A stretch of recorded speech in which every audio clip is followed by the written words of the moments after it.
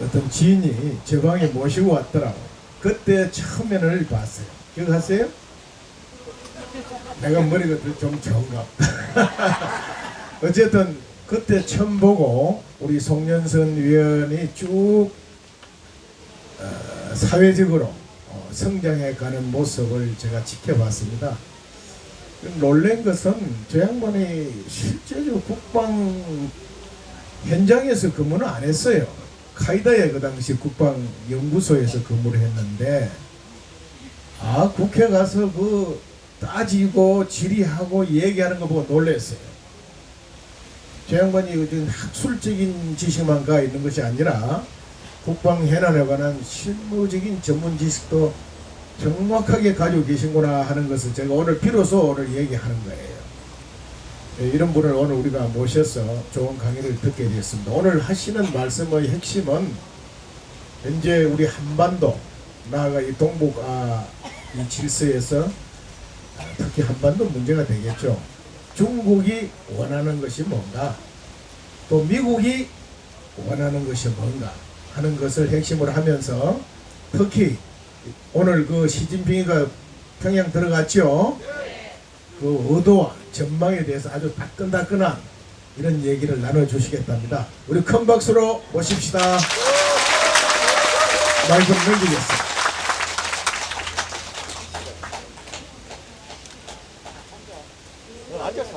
아니 인사말만.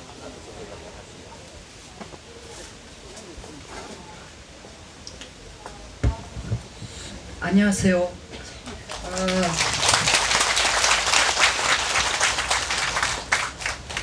방금 소개받은 송윤선입니다. 우리 조은진 의원님하고는 가깝고도 또 먼 관계이고 또 가깝기도 합니다.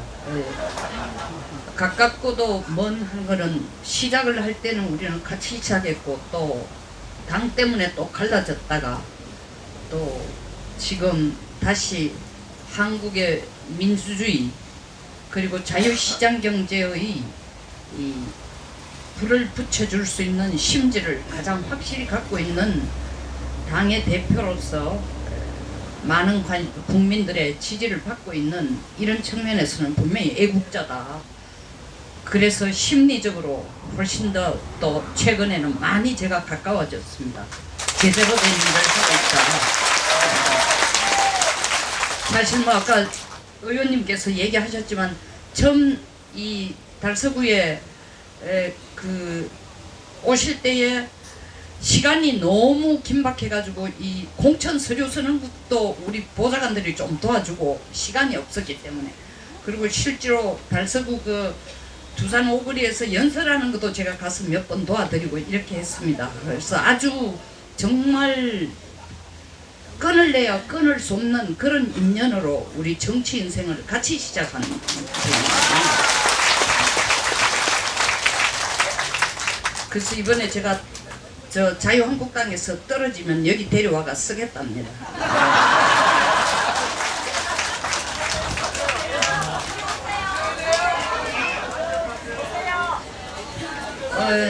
제가 약간 손해보는 거 아니에요? 자, 시작하겠습니다. 이제부터 강의는 앉아서 하겠습니다.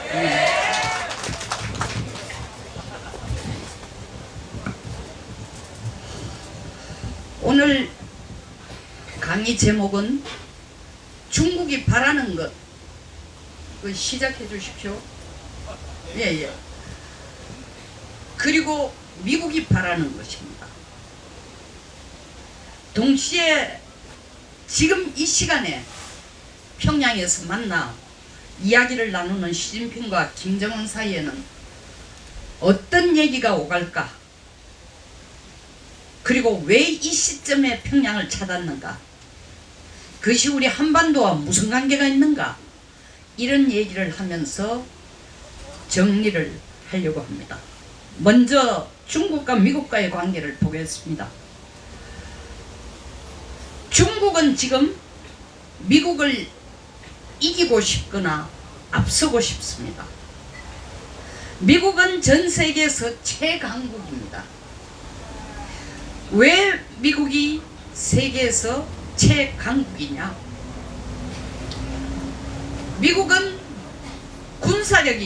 미국이 가진 군사력이 세계 1위이고 세계 2위에서부터 10위까지 국가의 군사력을 합친 것을 넘어섭니다.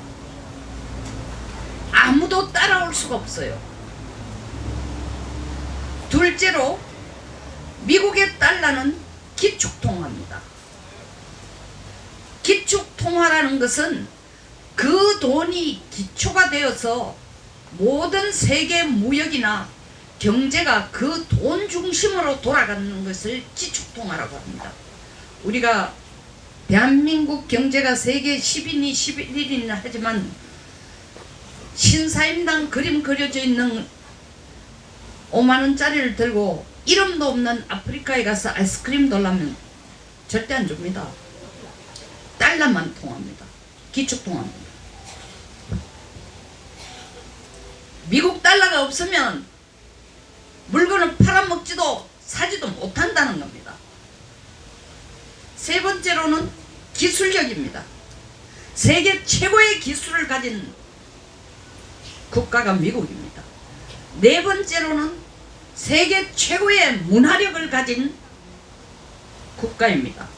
제가 문화력이라 하면 페루라든가 훨씬 5천년 몇만 년 역사의 문화가 있는데 미국이 기껏해야 독립운동을 하고 지금 나라 된 지가 70년밖에 안 됐는데 무슨 문화냐? 그 차원의 역사적인 문화를 말하는 게 아니라 전 세계의 모든 민족이 가장 닮고 싶은 좋아하는 칼처를 가졌다는 겁니다. 문화를 가졌다는 겁니다. 그럼 문화 강국이에요. 미국에서 리바이 진이 나오면 청바지 진이 나오면 누구든지 다 한번 입어보고 싶어해. 좌파들도 자기 새끼 미국 유학 보내고 청바지 사 입으라고 그러는 거야. 햄버거 사 먹고. 다섯 번째로 미국은 이제는 세계 최고의 산유국, 원유를 생산하는 국가가 됐습니다. 사우디아라비아가 이때까지 1위였는데 사우디아라비아보다 이제 생산이 더 많아지게 됐습니다. 그리고 2021년이 되면은 미국은 원유를 절대 수입 안 하고 도리어 전 세계에 원유를 팔아먹을 수 있는 나라가 된 겁니다. 자, 중국이 미국과 경쟁하려면 방금 제가 말씀드린 이 5가지를 다 잡아야 돼요.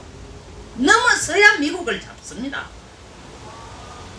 미중 무역전쟁 정말 하룻밤 강아지가 범무서운 줄 모르고 대들었습니다. 근데 천지도 모르고 나선 철딱선이 없는 강아지의 싸움이 아니고 더 심각하게, 그러면 중국은 미국이 없으면 미국하고 지금 무역전쟁을 하고 있다는데 미국이 없으면 생존할 수 있는 국가인가? 할 수 없습니다. 송현이 너무 과장한다. 과장하지 않는다는 객관적인 자료를 지금 드리겠습니다. 지금의 중국이 가능했던 것은 미국 때문입니다. 100% 미국 때문입니다.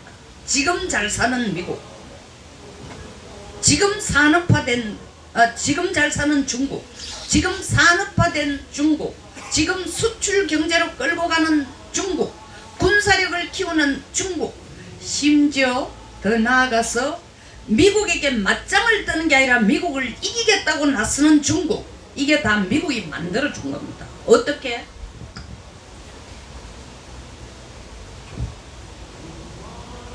여러분 브레튼 우드 체제라는 말을 들어보셨죠? 여기 경제 전문가들 꽤 계실 겁니다.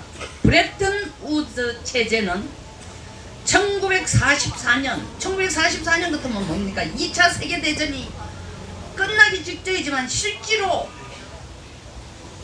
전세는 완전히 연합국이 이기는 쪽으로 거의 결론이 다 났습니다. 이때에 미국이 만들어 놓은 세계 통화 시스템이 미국 혼자 만든 게 아니라 1944년 45년이 전쟁이 끝났는데 44년 자유진영 국가 44개와 함께 미국 뉴햄프셔주에 앉아서 뉴햄프셔주에 있는 브레튼 우즈라는 동네 호텔에서 앉아서 우리가 이제 소위 말하는 통화 체제를 바꾸자 한 회의가 브레튼 우즈예요. 그 언론 보면 그냥 통화 체제만 바꾼 거나 한데 그게 아닙니다. 브레튼 우즈의 의미는 굉장히 큽니다. 1. 미국은 브레튼 우즈 체제가 나타나면서 미국은 세계 최고의 패권국이 된 걸 증명을 했습니다. 왜냐하면은 1차 세계대전 전까지 전 세계에서 가장 부자였던 나라가 어느 나라입니까? 모르세요? 영국입니다. 대단하십니다. 네, 금융의 중심이 런던이었어요. 1914년까지 금본위제예요. 금을 가져가면은 금으로 물건을 사고 금이 모든 가치평가의 기준이 됐습니다. 근데 1914년 1차 세계대전이 나고 1939년 2차 세계대전이 될 때까지의 대혼란이 왔습니다. 왜냐하면 1차 세계대전 시작하고부터 전쟁에 지고 이기는 나라끼리 엉망진창이 되면서 영국의 세계 최강 이 경제국가의 위상이 여지없이 무너져 버렸습니다. 그리고 난 뒤에 전쟁 2차 세계대전이 끝나면서 제가 왜 이래 어려운 브레튼 우즈 얘기를 하느냐 하면은 이걸 아셔야 왜 중국이 힘이 없다는 것을 제대로 이해하는 시작이기 때문에 설명을 합니다. 우리가 겉으로 보는 중국은 상해를 가니 홍콩을 가니 마카오를 가니 너무 빚가번적 이 차원의 것만 보지 말고 근본을 보자는 겁니다. 2차 세계대전이 끝나면서 미국은 영국의 자리를 잡고 새로운 세계 최강의 화폐 최강국이 된 겁니다. 어떻게? 브레튼 우즈라는 데 모여서 회의를 한 44개 국가 회의를 전쟁을 끝내면서 한 회의가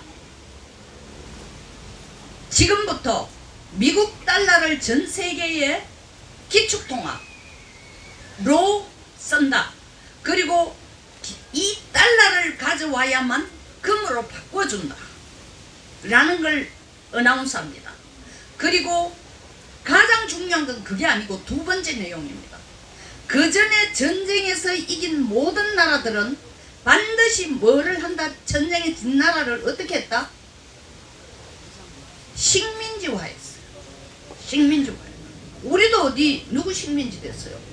예, 식민지화 했는데 미국이 처음으로 역사상 처음으로 식민지는 없다.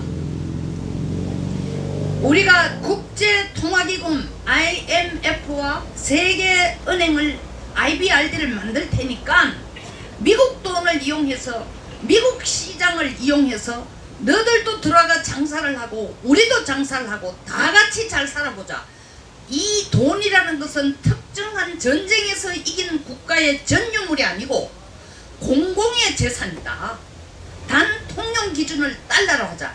이게 브레튼 우즈의 핵심이에요.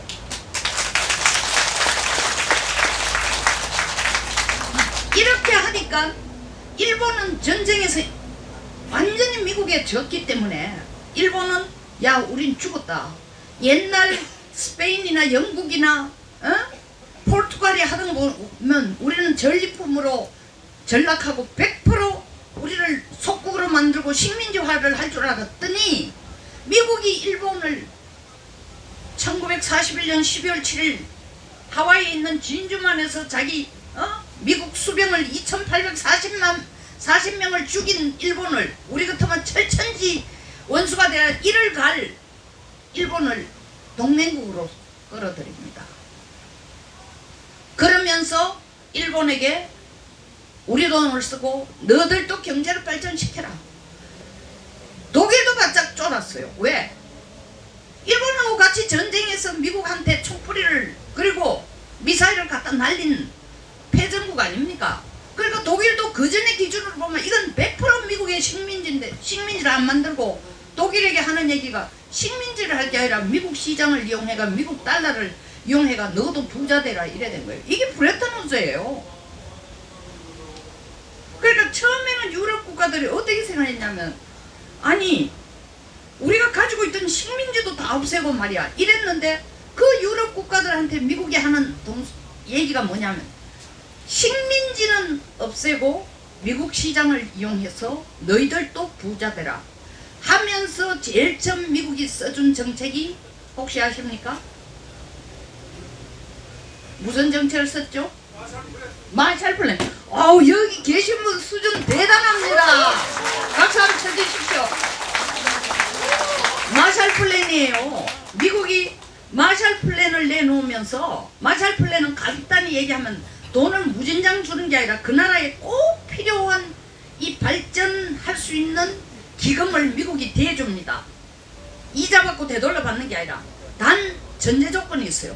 자유시장 경제, 자유민주주의 체제로 남고 싶은 나라는 누구든지 와라 도와주겠다. 그랬더니 누가 왔다? 서유럽이 다 왔어요. 동유럽은 어디에 붙어 남아있었다? 소련 쪽에 남아있었습니다. 근데 그 동유럽은 쫄딱 망한 거죠. 1990년 냉전이 와야 됐을 때 한번 보십시오. 동유럽이 알거지들 아닙니까? 그 사이 미국 편에 섰던 서유럽이 50년대 60년대 미국의 시장을 이용하고 미국의 달러를 이용하면서 어마어마하게 돈을 많이 번 겁니다. 근데 미국에서는 한편 어떤 일이 났나? 또 60년대 말부터 베트남 전쟁을 하기 시작했어요. 그러다가 보니까 유럽이 돈 벌어가지고 미국한테 와가 이거 금으로 바꿔주시오 하니까 금이라는 게 한계가 있으니까 결국 금을 못 바꿔줍니다. 그러니까 금본위제를 원래 금본위 금을 돈 달러의 기준으로 맞춰서 바꿔주는 제도를 금태환 정책이라는데 이 금태환 정책이 71년에 깨지기 시작합니다. 미국이 충분히 금을 못 가져서 그래서 73년에 결국 이 고정 환율에 의해서 미국 달러를 바꾸는 것까지도 유럽 국가들이 거부하기 시작했습니다. 그래서 미국이 큰 위기가 왔었습니다만은 그래도 God bless America예요. 하나님이 미국을 살려준 게 오펙은 무조건 달러로 세상 누구도 다 달러가 더 이상 계산 안 하겠다 하는데 오펙은 달러로 계산하라 보니까 여기 계신 어르신들 중에서 올쇼크 경험하신 분 많을 거예요. 미국이 다시 이 전화위복이 돼서 살아남았습니다. 그래서 금본위 제도는 금태환 제도는 없어졌지만 미국은 계속 기축통화 체제를 그대로 유지할 수 있기 때문에 엄밀하게 말하면은 브레튼 우즈 체제가 계속된다고 보면 됩니다. 근데 그 브레튼 우즈 체제 덕택에 다시 말하면 식민지가 아닌 미국의 자유시장 경제와 미국의 달러를 기축통화로 해서 미국 시장을 이용해서 돈 버는 건 다 브레튼 우즈 체제라고 보면 됩니다. 이것 때문에 중국이 지금의 오늘날이 된 것입니다. 근데 중국의 미국 의존도가 어느 정도 되는지 지금부터 살펴보겠습니다. 중국 GDP 첫째, 중국 GDP의 10%가 미국의 직접 수출에 의존하고 있습니다. 그리고 5%가 미국 시장이 최종 목적지인 공급입니다. 그럼 쉽게 표현해서 15%를 미국의 수출에가 먹고 사는데 중국 경제의 3분의 1이 수출에 의존합니다. 근데 미국이 중국에 수출하는 건 몇 프로 정도 될 것 같아요? 3%입니다. 미국 답답할 거 없어요. 중국 경제활동의 3분의 1이 수출과 관련된 건데 그 중에 거의 대부분을 미국에게 수출해가 먹고 사는데 미국이 관세 올리면서 너희들하고 수출 안 한다 하면 중국 끝나는 거예요. 두 번째, 모든 물자에서 중국은 세계에서 원자재를 제일 많이 수입하는 국가예요. 왜냐하면 산업 발전시키려고 하면 인구 13억 5천이나 되고 산업을 발전시키려면 원자재를 어마어마하게 수입을 해야 됩니다.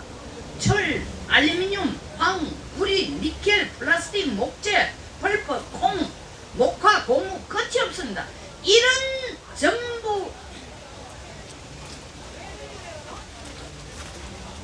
원자재뿐만 거기 조용히 아니라 하세요. 조용히 해요.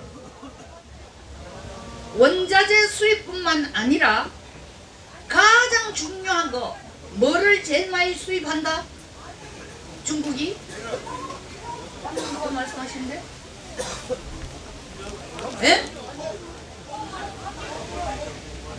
곡물, 물론 콩을 많이 하지만 여러분 산업을 발전시키려면 뭐가 있어야 돼요? 원유! 다시 한 번 박수 칩시다. 기름 없으면 아무것도 못해. 이거 우리 지금 원자를 없애면 이거 뭘 결국 기름 가지고 이거 발전하는 거예요. 중국이 세계 최대의 원유 수입국이에요. 그런데 중국에게 석유를 파는 원유를 파는 공급선이 어떠냐면 중국은 중동과 아프리카에서 원유를 샀어. 중국까지 가지고 오려 하면은 인도를 거치고 미얀마를 거치고 태국을 거치고 그 앞바다를 다 건너는 겁니다. 싱가포르를 거치고 베트남을 거치고 필리핀 건너고 대만을 지나야 중국을 갈 수 있어. 그런데 이 나라들의 특징이 뭐다? 전부 친미야. 버마 정도만 빼고. 그런데 브레튼 우즈 체제 하에서는 미국이 서태평양, 이제는 인도태평양으로 이름이 바뀌었지만 서태평양의 항로는 누구든지 다 공짜로 쓰라. 왜냐하면 월드 트레이드 오가니제이션, 세계 무역은 담장이 없다. 누구든지 다 서로 팔고 사고 하도록 하자. 그러니까 물동량을 움직이는 그 회로를 막는 건 나쁘다. 거기 또 돈 내라 하는 것도 나쁘다. 누구든 쓰라 이래 됐는데 이 거쳐가야 되는 항구마다 전부 친미 국가들이니까 중국이 뻘짓을 하거나 반미 행동을 하면은 이 친미 국가들이 어떡하겠어요? 결속을 해요. 결속. 기름 안 팔면 뭐 어떡할 수 있어? 그럼 우리 한국에 지금 제안한 게 뭐냐면 남중국해 항해 자유의 항해 작전하는 게 무슨 뜻인가 하면은 미국이 나서가지고 이 아프리카나 페르시아만에서부터 오는 이 석유나 물동량을 중국이 말 안 들으면 너들 친미 국가들 다 같이 손을 잡고 말 안 들을 때 어떻게 봉쇄를 하고 골탕 먹이자 이 작전이에요. 그런데 다 들어가고 있는데 우리 문재인 대통령만 아직도 안 하겠다는 거야. 욕은 하시지 말고.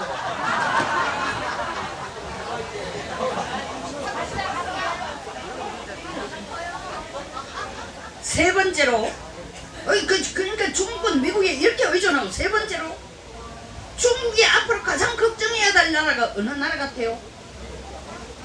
미국 같아요? 어? 여기는 참여율도 굉장히 좋고 대학원 수업하기보다 훨씬 더 재밌어요. 진짜 농담 아니에요. 대학원 수업하면 제가 건대에서 가르치는데 말을 안 해. 근데 중국이 앞으로 가장 걱정해야 될 나라가 일본입니다. 왜 그러냐 하면은 미국은 아예 중국 상대를 안 해줘. 아까 얘기했잖아요. 제 5가지를 중국이 따라올 게 아무것도 없단 말입니다. 근데 왜 일본을 걱정해야 되냐? 이유가 있어요. 중국이 진짜로 필요한 거 아까 말씀드렸죠. 석유가 절대 필요해. 일본도 석유 공급원을 반드시 찾아야 되는 거예요. 두 번째, 아까 뭐라고 말씀드렸어요? 중국이 모든 원자재를 세계로부터 다 가져온다 했죠. 일본 마찬가지 세계 모든 원자재를 사들여 와야 돼.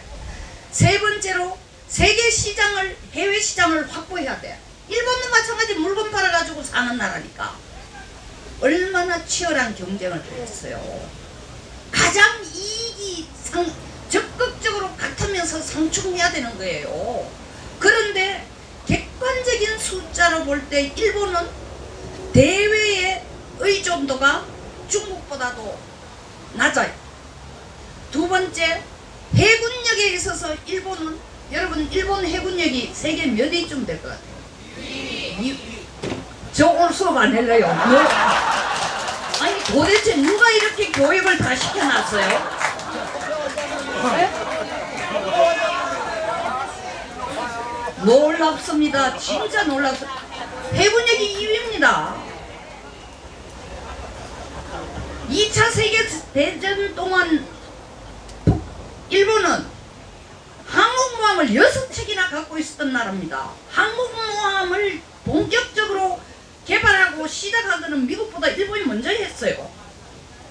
그러니까 지금 평화헌법 때문에 지주권 조치해가 있지, 뭐 중국이 무슨 우크라이나에서 고물 같은 거 하나 가져와가지고 그걸 온 바다가 항공모함 만들어가 두 번째 항공모함을 진수한다 해도 일본이 속으로 웃지요.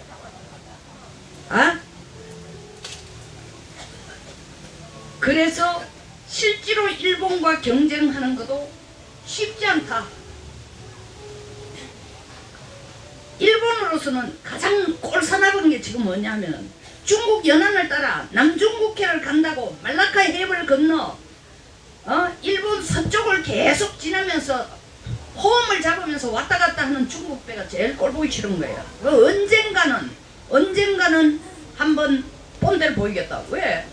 일본이 전 세계 최강국의 해군이었지 않습니까? 그래서 겁대가리 없이 전쟁을 2번이나 한 거 아니에요. 그리고 더더구나 섬나라에 자기 천연자원 하나도 없으니까 어디 가가 만날 배 타고 나가가 약탈하는 거 해가지고 그걸 가지고 자원을 쓰고 했기 때문에 어디 나가서 뭐 자원 뺏어오는 이거는 일본을 따라갈 나라가 없다고요. 중국은 내륙의 국가예요. 자, 3번째 이유였고, 4번째, 중국은 지금 대양 해군을 향해, 왜 아까 제가 말씀드렸죠? 미국 흉내 낸다고 얘들도 미국의 군사력이 세계 1위라고 하는데 그 군사력은 특히 해상력을, 해양력을 말합니다. 그러니까 미국이 잘 사는 이유를 보이면 인류 역사에서 그 나라가 강국이 되기 위해서는 해군력을 가져야 돼요. 육군 가져가면 안 됩니다. 바다로 나갈 힘이 있을 때의 확장성도 있고 바다에 있는 천연자원이 육지에 있는 천연자원하고 비교가 안 됩니다. 그러니까 이 석유도 전부 거의 대부분 다 바다.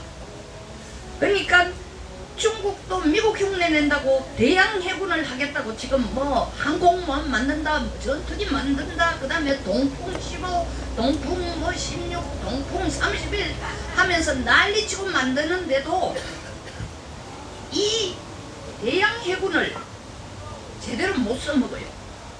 이유가 있습니다. 대만이 중국의 바다를, 본토를 둘러 딱 갈라놓고 있어요. 아닌데? 그럴 수밖에 없는 게 한가운데 앉아서 남중국해, 중국해를 가려면 반드시 대만을 지나가야 됩니다. 이 정말 중국의 입장에서는 대만을 원차이나 하나의 중국이라 했지만 대만이 미국 편에 손을 들고 최근에 미국이 대만에게 무기를 2조 3천억씩 팔았습니다. 주로 전투기 같은 거 팔고 순항미사일 이런 거 팝니다. 이게 말입니다. 육상에서 군사력으로, 육지에서 군사력으로 해상교통로를 위협하는 거하고 바다에서 해상교통로를 위협하는 거 어느 게 더 쉬울 것 같아요? 육상에서 하는 게 훨씬 쉽습니다. 바다 너무 넓잖아요. 육상에는 포커스를 딱 자리를 잡고 있다가 오는 지나가는 곳에 때리면 되는 거예요. 대만이라는 나라가 딱 앉아가 무기 전체는 중국하고 비교가 안 될 정도로 적지만 중국이 지나가는 길을 정확하게 알고 있으니까 기다리다가 딱 오면 순항미사일, 전투기, 폭격기, 동원해가 때려버리면 전쟁에서는 못 이기지만 바다를 완전히 봉쇄할 수 있어. 바다 봉쇄하면 어떻게 돼? 아까 말씀드렸죠. 기름 못 들어가. 기름 못 들어가. 대만만 이렇습니까? 인도, 일본, 필리핀, 인도네시아, 싱가포르이 대만에서부터 쭉 섬처럼 연결된 이 나라들이 다 또 누구다? 반중 친미 국가들이야. 이것 때문에 인도 태평양에 있어서 미국이 계속 남중국 항행의 자유 작전이라고 하는데 한국으로 돌아가니까 저 멀리 캐나다에서 프랑스에서 영국에서 아무간 호주에서 뉴질랜드에서 그 먼 데서가 다 참전하는데 우리는 안 하고 있어요. 요쯤 되면 또 욕 나오죠. 자, 그 다음에 세 번째로 기술력을 봅시다. 화웨이. 여러분, 화웨이에 왜 트럼프가 이 목을 거는 것 같습니까? 중국이 돈 버니까 배 아파서? 그것도 좀 있죠. 근데 왜 진짜 이런 것 같아요? 정보 또 보안 또 국가의 비밀 다 맞습니다. 또 너무 잘해가지고 전부 A 뿌립니다. 제일 중요한 건 기술입니다. 미국의 머릿속에 여러분 트라우마라는 걸 아시죠? 트라우마. 미국의 머릿속에 스푸트닉 트라우마가 있어요. 스푸트닉 쇼크가 있습니다. 지금 여기에 스푸트닉 하면 알아들으시는 분 거의 없을 거예요. 아니 그 나이가 많으시니까 알아볼 거예요. 스푸트닉 사태가 1957년이야. 냉전이 1950년부터 냉전이 되고 난 뒤에 미국은 자기들이 철두철미하게 압도적으로 소련보다도 군사나 우주 개발에서 앞선다고 생각을 철저히 믿고 있었는데 어느 날 자고 일어나니까 1957년 10월 4일 소련이 먼저 위성을 발사한 거예요. 엄청나게 쇼크를 받았습니다. 미국의 나사가 그래서 그 다음 해에 바로 미국의 나사가 여러분 나사 아시죠? 나사가 만들어졌어요. 그러면서 케네디 대통령이 좋다. 우리가 바로 이걸 하겠다. 그래서 암스트롱을 달에 보낸 겁니다. 유인으로 달 기지 간 거는 미국이 먼저 갔지만 왜 스푸트닉 효과를 얘기를 하느냐, 쇼크를 얘기하느냐. 이 지금 화웨이 기술이 5G 기술, 화웨이 자체만은 5G 기술을 하지만 화웨이 기술뿐만 아니라 중국이 2018년 한 해 동안 미국으로부터 훔쳐간 기술이 약 300조 가까이 됩니다. 훔쳐간 기술의 핵심 기술이 뭐냐? 이런 항공기술, AI 기술, 우주기술 이런 걸 훔쳐간 거야. 그러니까 미국 머릿속에는 그 당시도 소련을 아주 야 우리 상대도 안 돼. 쟤들 걱정 안 해도 돼. 했는데 뒤통수를 완전히 맞았으니까 여기 아주 이쁜 아줌마가 고개를 자기하고 생각이 똑같다고. 저도 생각이 똑같네요. 중국이 똑같이 소련과 같은 짓을 할지 모른다라는 두려움도 미국이 갖고 있는 거예요. 그러니까 초장에 이건 길을 죽여버려야 되겠다. 그냥 놔두면 그냥 물건 이 폴더폰 혹은 모바일폰 하나 파는 게 문제가 있단 말이야. 껍데기로는 그냥 모바일폰을 파는 것 같지만 정보를 빼가고 기술을 빼가고 우리 지적재산권을 훔쳐가고 전부 그걸 차단하지 않으면 안 된다고 해서 화웨이를 지금 철저하게 죽이는 거예요. 동시에 그때의 경험을 바탕으로 해서 미국 역사상 레간을 링컨 대통령 다음으로 가장 위대한 대통령이라고 평가를 하는 이유가 레간이 대통령이 됐을 때는 사실 더블 데프트입니다. 재정적자, 무역적자 때문에 나라가 엉망진창인 상황이었어요. 미국이 사실은 73년에 브레튼 우즈 체제가 실질적으로 검태환 제도가 깨지고 난 뒤에 미국이 굉장히 어려움을 겪었습니다.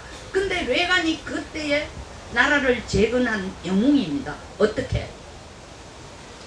기술로서 소련을 죽인 겁니다. 그래서 소련이 붕괴된 겁니다. 어떻게 기술로서 죽였어?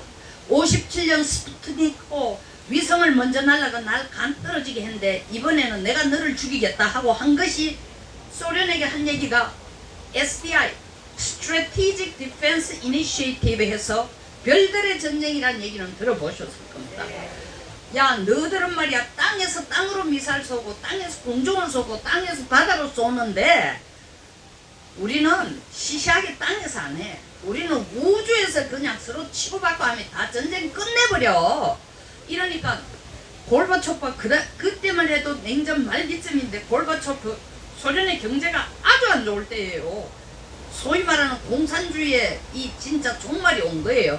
그 시점에 레간이 그 얘기를 딱 하니까 이 기본적으로 들은 처음 드는 돈이 5조고 그 다음 계속 하려면 50조도 더 드는데 이건 소련에게 감당하기 어려운 돈인데도 이렇게 좋은 걸 한다? 이러니까 골바초프가 레간 보고 야 형님 그거 되게 좋아 보이는데 나도 좀 가르쳐주면 안 돼요? 관심 있어? 관심이 있습니다. 그래서 요렇게 하는 거야. 일단 처음 5조부터 넣고 날 달라는 돈이 아니야. 그 다음 제대로 하려면 최소한 100조 이상 정도 돈을 100조라는 건 내 입이 내가 하는 말입니다만 50조 이상이니까 넣어야 돼. 그러니까 그러면 이거는 뭐 지상에 있는 미사일 소위 말하는 지상에서 공중을 쏘는 거 지상에서 바다를 쏘는 거 지상에서 지상을 쏘는 거 다 소용없어. 그냥 앉아서 지상에서 단추만 팍팍 누르면 전쟁 끝나버려. 이러니까 야 그 당시 소련이 국민들이 빵 한 조각을 사기 위해서 4시간을 기다리고 있는 상황인데도 골바초프가 헷가닥한 거예요. 우리나라 대통령 지금 김정은한테 사랑에 빠져가 헷가닥한 거하고 똑같아. 이거 따라가려고 하다가 경제가 가랭이가 찢어진 거예요. 가랭이 찢어진 거예요. 소련을 붕괴하라고 미국이 소련 망하라고 가가 총 쏜 거 아닙니다. 전차 끌고 들어간 것 아니에요. 소련이 미국 따라오다 그냥 다리 찢어져가 쓰러진 거예요. 그게 냉전이 무너진 겁니다. 그러니까 지금 이 화웨이를 죽이면서도 미국의 계산은 뭐냐? 뭐 중국이 우주에 정거장 만들었다고 똥폼 잡고 막 이러이제 미국이 딱 치고 나온 게 그래? 우리는 우주사령부 만든다 이래 된 거야. 그럼 중국이 지금 자기들 군사력 키우려고 패권을 미국 패권에 도전하려면 아까 제가 첫 번째 조건이 군사력이라고 했지 않습니까? 그러니까 그래 우리도 우주사령부 만들어야 되겠다 하고 돈을 막 지금 중국 경제가 근본적으로 흔들리고 있는데도 막 때려열 거 아닙니까? 그럼 가는 길이 어디로 보입니까? 제2의 소련이 되는 거야. 그거를 계산하고 미국은 지금 밀어붙이는 거예요. 기술력으로. 그 다음 세계 최고의 산유국. 얼마 전까지만 해도 사우디아라비아가 세계 1위였어요. 베네수엘라가 단위 면적당으로는 사우디아라비아보다 많습니다. 단위 면적당은 뭐냐? 실제로 생산량은 사우디아라비아가 많지만 베네수엘라와 사우디아라비아의 땅 크기를 비교하면 사우디아라비아가 베네수엘라보다 11배나 땅이 더 크니까 단위 면적당 베네수엘라가 제일 많이 생산했는데 베네수엘라의 정전 사태가 일어났습니다. 기름이 없어서가 아니라 기름을 채굴해 올릴 기술도 없고 그 장비에 투자할 돈이 없어가지고 깜깜한 데서 살고 있는 거야. 에? 그런데 미국이 이 셰일가스를 발명했습니다. 제가 셰일가스에 대해서 구체적으로 뭔지 설명은 안 하겠습니다. 쉽게 말해서 셰일가스라는 것, 모래 속에 갇혀있는 이 기름을 채굴해 올리는 건데 이거는 일반 기름을 채굴해 올리는 것보다 훨씬 더 깊이 파야 되고 훨씬 더 고도의 기술이 필요하고 훨씬 더 많은 돈을 투자해야 돼요. 그래서 캐나다 같은 데나 다른 나라에도 3층의 셰일가스를 갖고 있지만 셰일가스를 끌어올리지를 못해. 왜냐하면 끌어올려가 이게 돈이 남으려면은 끌어올리는 데 쓰는 돈이 배럴당 50불이 넘으면 이건 마이너스 장사니까 결국 이건 절대적으로 미국만 독점하는 거예요. 미국이 지금 로키 마운틴 밑에 매장되어 있는 미국의 기름이 어느 정도냐? 360년을 미국 전체가 쓰고도 남는다는 거 아닙니까? 진짜 God bless 아메리카야 진짜. 어? 그런데다가 2021년부터는 미국이 순수출국이 되는 거야. 다른 사올 것 없이 미국이 이제 기름 팔아가 사는 거야. 아무것도 안 하고 기름만 팔면 이때까지 사우디나 이란이나 뭐 이런 나라들이 전부 기름 팔아가 살았던데 미국이 지금 기름 팔아서 아니 미국이 기름 팔아 살면 어째 돼? 세계 석유값은 뭐 누구에 의해 결정된다? 이쯤 되면은 누가 제일 똥줄 타겠어요? 왜 중국이 똥줄 탑니까? 기름이 지금 제일 절실히 필요한 나라니까요. 자 그러면 이제 왜 중국이 북한을 이렇게 서둘러 갔나 얘기를 하겠습니다. 한 10분 정도 하고 정리를 하겠습니다. 중국이 북한을 간 이유는 아주 급하게 갔지만 그 급한 게 불과 5, 6일만은 아닙니다. 최소한 한 달 이상은 고민을 했다. 그 근거는 어디에 나오냐? 지난 5월 8일 이란에서 원유 수출하는 걸 미국이 노하고 난 뒤에 중국이 세계에서 가장 많은 원유를 가져오는 데가 이란이야. 그 줄이 끊기니까 지금 서남아프리카 러시아에서 대체국으로 하지만 언제 어떻게 바뀔지 몰라. 그런데다가 또 미중 무역전쟁은 지금 계속되고 있어. 그런데 미중 무역전쟁을 협상을 하다가 미국이 5월 18일인가 부터 미국하고 중국하고 더 이상 대화를 안 하고 있어요. 근데 트럼프가 또 무슨 얘기를 했냐? 이번 6월 28일 오사카에서 개최되는 G20 회의에 중국이 안 나오면 너 3천억 불 수출에 대해서 관세 2,500억 불에 대해서 25% 올린 것처럼 그것도 25% 올리겠다. 나올래 말래? 이러니까 이 신분 나가야 돼. 나가야 되는데 그냥 어적버적 나가기가 어렵다. 그러니까 뭔가 체면을 보여줘야 되겠다도 있지만 그런 소극적인 생각만 아니고 이 위기를 내가 뭔가 주도적으로 새 판을 한번 짜는데 활용해볼 방법은 없을까 하고 시진핑이 고민을 하기 시작한 겁니다. 그때부터. 그런데 마침 이란 사태가 이렇게 되고 이 이란 사태가 그렇게 된 거는 미국이 유럽의 상임이사국 5개국 플러스 독일 플러스 이란 7개국이 앉아가 2015년 7월 30일 합의한 것이 이란 핵 폐기 합의를 했습니다. 이제부터 15년 동안 시간을 줄 테니까 이란이 핵도 만들지 말고 탄도 미사일도 개발 안 하면은 완전히 수출 제재했던 거, 원유 수출 제재했던 거, 경제 제재했던 거 다 풀어주겠다라고 얘기를 했어요. 근데 그 조약 자체가 한번 해놔놓고 15년 그냥 가는 게 아니라 이게 석 달마다 리뷰를 하는 거야. 잘하고 있나 못하고 있나. 근데 지난해 5월에 미국이 야 가마보이 사실 이란이 너희들 핵 개발 안 하는 줄 알 때 낌새를 보니 이거 절대 아니야 하고 있는 것 같아. 특히 그 자료를 이스라엘의 모사드가 가져왔어요. 이스라엘은 영국, 일본만큼 친미 국가입니다. 그러니까 실질적으로 얼마나 이란이 거기에 핵 개발하는 자료가 있었는지는 저도 사실 살짝 의혹이 듭니다. 근데 미국은 무조건 이란을 죽이고 싶어 한 거예요. 왜냐하면은 중동에 있어서 문제를 일으키는 국가니까 친미국가가 아니고 반미국가로. 그리고 이란 뒤에는 누가 있다? 중국과 러시아가 있으니까 그 이란을 죽이고 싶은 데다가 이란 사태가 이렇게 벌어지니까 지난 6월 14일 무슨 일이 있었냐면 상하이 협력기구라고 SCO라고 상하이 코퍼레이션 오가니제이션에서 키르기스탄에서 상하이 협력기구와 거기에 참관국들이 다 모여가 회의를 했는데 시진핑 관심은 딴 데 없고 이란의 하산 대통령을 불러 나와가지고 따로 회의를 했어요. 네가 자꾸 홀무저 해역을 봉쇄를 하고 미국과 전쟁을 한판 한다 한데 네 미국 몰라 그러는데 너 전쟁하면 국물도 안 남는다. 그딴 소리 하지 말고 미국이 나서가지고 핵 합의 파기를 했다니까. 그래? 우리가 핵개발 안 하는데도 핵개발 한다고 그러니까 나 진짜 니한테 꼰대 보여주겠다. 미국에게 핵개발 진짜 할게 이래 놨어라. 중국은 영원히 이란의 동맹국이 돼주겠다. 너희들이 핵개발 하다가 미국한테 얻어터져도 먹고 살 돈, 그리고 너희들이 석유 수출할 수 있도록, 사실은 석유 수출 제로가 아닙니다. 어떤 방법을 다른 나라의 유조선을 빌리가도 나올 수 있고 이렇게 할 수 있어요. 너희들을 살려주고 이란에서 제일 가까운 나라를 러시아로 하지 말고 중국으로 해라. 그리고 미국을 우리의 공동의 적으로 하면은 내가 너를 확실히 살려줄게. 핵 가지고 미국에 압력을 가해라. 트럼프는 지금 핵하면 두드러기다. 마침 북한과도 지금 핵 문제 때문에 트럼프가 골치 썩어 내려앉는다.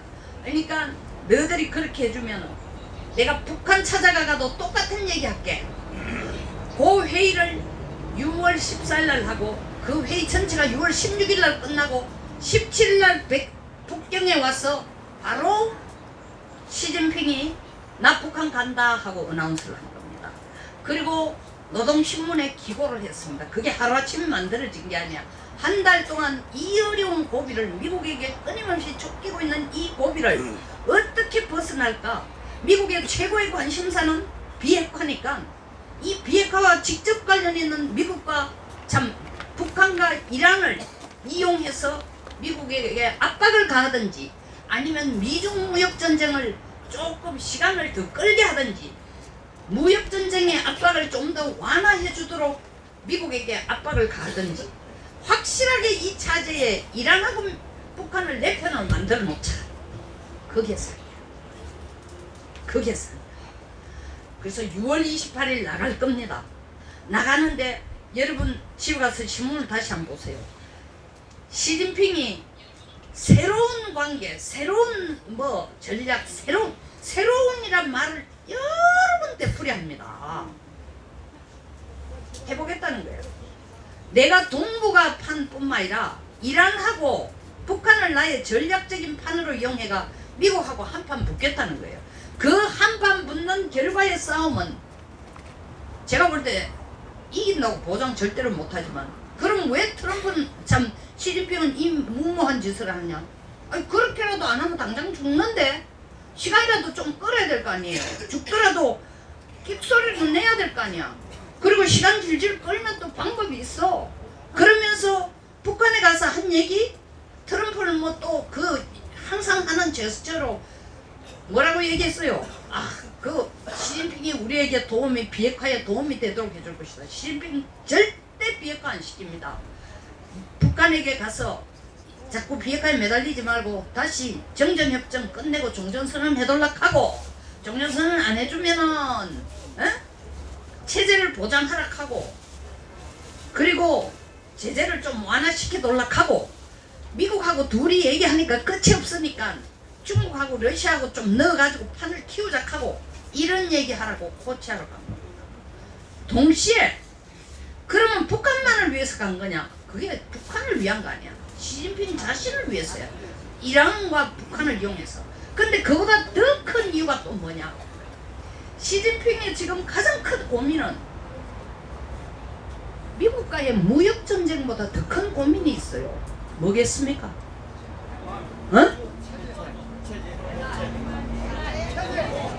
홍콩. 왜 홍콩이 더 큰 문제예요?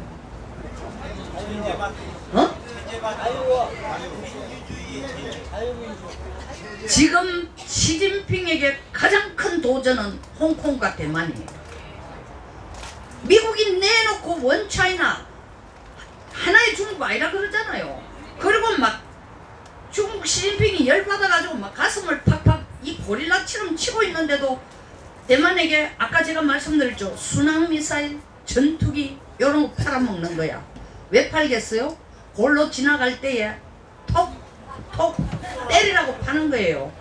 그러면서 대만 너희들이 중국이 아니고 친미대만 생기는 게 더 많다? 아니 자잉원이 사실은 민진당이에요. 반중이죠. 그렇지만 친미도 아닌데 자잉원은 노골적으로 친미예요. 그리고 홍콩은 사실 2047년까지 영국이 행정에 관여할 권한이 있습니다. 거기 일국 양제를 인정해주면서 97년 영국이 홍콩을 중국에 넘겨준 조건이에요. 홍콩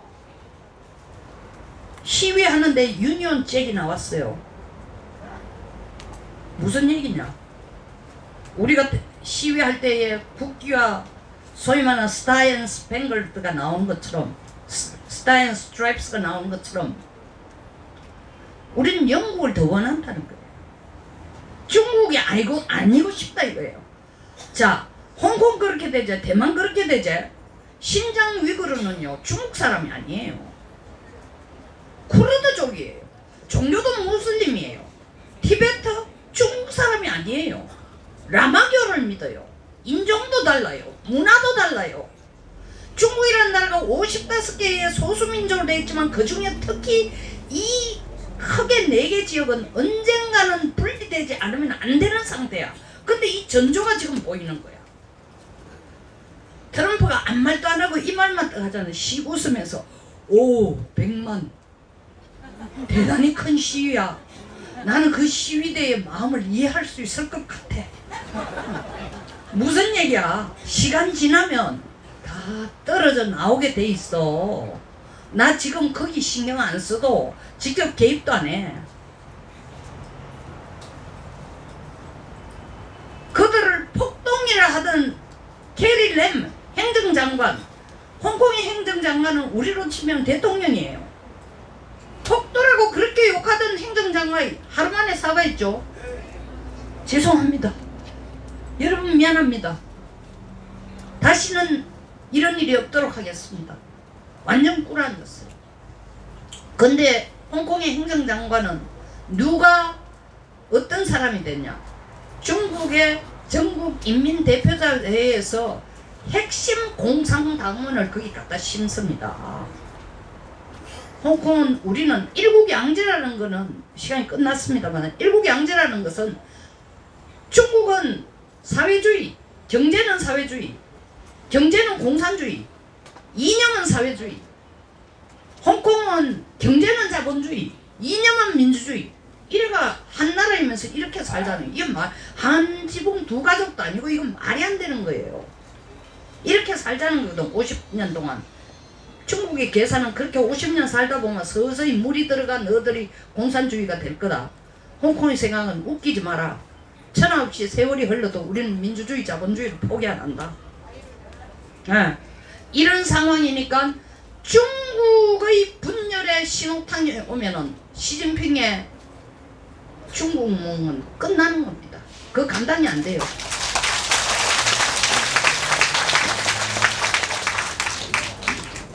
그래서 빨리 북한을 간 이유는 북한 문제가 신문에 쫙 깔라버리면 왜 돼요? 홍콩 이슈가 싹 없어져. 전 세계가 지금 홍콩을 쳐다보고 있는데 홍콩 이슈가 싹 없어져. 그 계산도 들어있다는 거예요.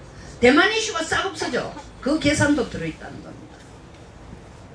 그래서 한 7대3 정도로 중국의 이익을 위해서 북한한테 비핵화하지 마라. 내 뒤를 봐줄게. 그것도 또 사실 중국 이익을 위해서예요. 7대3도 아닙니다. 거의 9대1입니다.